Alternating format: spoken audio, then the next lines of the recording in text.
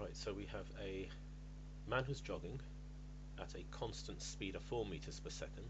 It's along a straight road in one direction, so displacement and distance are the same, and velocity and speed would be the same. So 4 meters per second from the beginning when t equals 0, constant speed, and there's a cyclist who starts moving after 20 seconds, and he reaches a speed of 12 meters per second, there, 12, and there onwards he maintains a constant speed of 12 meters per second. So perhaps we can work out the value of t that goes here. Since we know the acceleration in this region, it's 3 meters per second squared. So a quick calculation, if we just do v equals u plus at, v is equal to u plus at, so 12 is equal to the initial speed there, which is 0, plus the acceleration, which is 3, and we get t is equal to 4. So it takes 4 seconds to go from rest to 12 meters per second. So the value here will be 24 seconds. So using another Subat formula, we can work out the distance travelled by the cyclist in the first 4 seconds of his journey. Okay, so 12 squared is equal to u is 0, so that term doesn't give you anything, so 2 times the acceleration times s, so 144 divided by 6. Okay, so the cyclist travels 24 meters in the first 4 seconds of motion. Okay, we do know that the first 20 seconds from the beginning the cyclist is doing nothing, just stationary.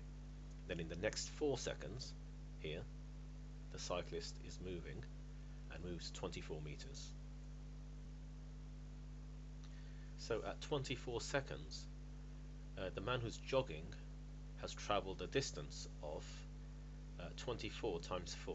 Yeah, it's 4 meters per second for 24 seconds if you multiply those two. 96 meters. And in the first 24 seconds the cyclist has travelled 24 meters. Now the jogger is still ahead of the cyclist, but the cyclist is going faster than the one who's jogging, so at some point the cyclist will meet the jogger and overtake. For any time t, and I'll use uppercase T for this one, after the first 24 seconds, the jogger will move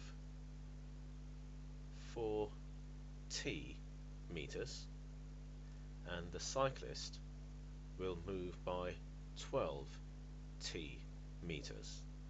So the total distance travelled by the jogger will be 96 plus 4t, and that should be equal to the total distance travelled by the cyclist, which will be 24, which is what he's already done, plus 12t. Remember, this t this time is being measured from this point onwards. So I've looked at the first 24 seconds separately from anything going on after 24 seconds. So if we solve this simple equation, we get t equals 9 seconds. So 9 seconds after this point,